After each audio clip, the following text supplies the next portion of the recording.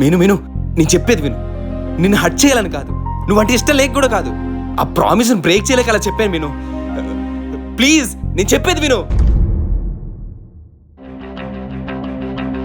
నేనంటే ఇష్టం లేదు కాబట్టి నువ్వు నాకు నో చెప్పు. ఇంకా నాతో మాట్లాడడానికి ట్రై చేయకు రోషన్.